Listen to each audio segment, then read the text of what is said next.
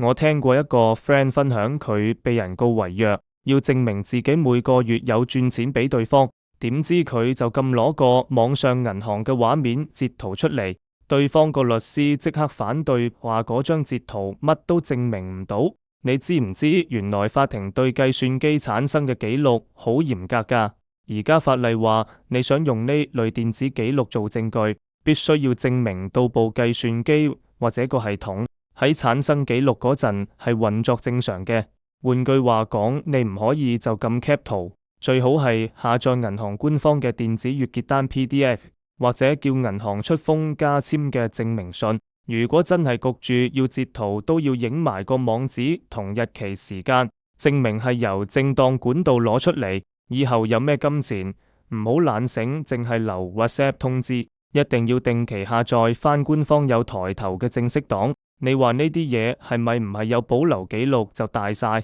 仲要睇格式㗎？